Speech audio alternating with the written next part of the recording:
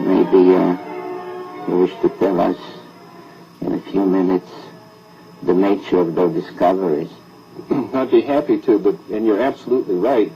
As a matter of fact, the date on here, I was just noticing, is 14 August 1978, which was just about 6 weeks after we discovered the fact that Pluto has a satellite. Once you have a satellite for a planet, you can determine how heavy it is. It turns out Pluto was very much smaller and lighter weight than we had thought, which meant that Pluto has no influence, no appreciable influence on the motions of the planets Uranus and Neptune.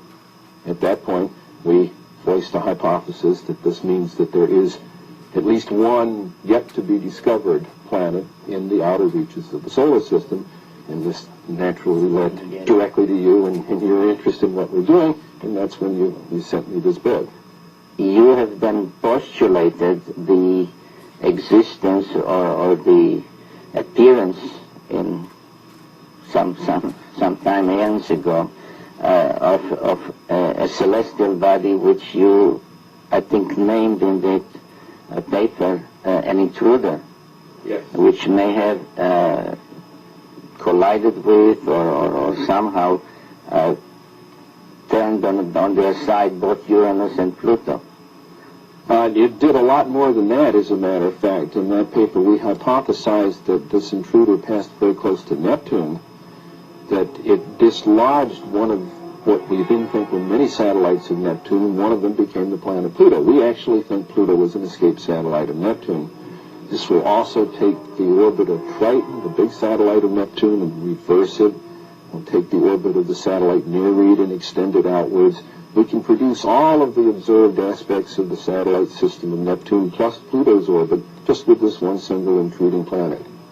Now, one of the things we did in 1978, having made this prediction that there was an additional planet, 10th or 12th, depending on your point of view, but it's the next one, we sort of put our money where our mouth was, as it were. We went out and we started looking for this thing.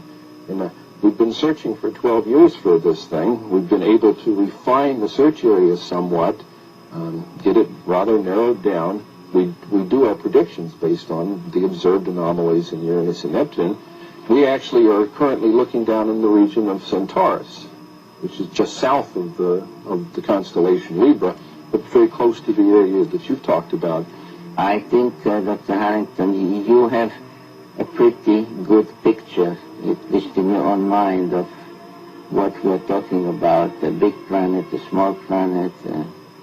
Well, if it is in the kind of orbit that we describe here, it would have to be a planet that would have a mass something like 3 to 5 times the mass of the Earth. This would put it intermediate between the gaseous planets like Uranus and Neptune and the terrestrial planets that we have in the inner part of the solar system. So if this planet turns out to be in a 3,600-year orbit, then its mass will be correspondingly larger. But we're talking about something it's a perfectly reasonable kind of planet. It looks like a good, nice planet, small enough that it's not going to be completely enveloped in gas, so it's perfectly capable of supporting life forms of one kind or another. This one here is the map of the solar system as we know it. The inner planets, this is the orbit of planet Pluto, and this here is the orbit that I have proposed for the 10th planet. Here's where we think it is right about now in its orbit. This is your orbit for the planet, and showing that it would come out of Sagittarius in biblical time, and that once you allow for precession, it would be around into Libra by now, which is, again, approximately the area that we're looking in.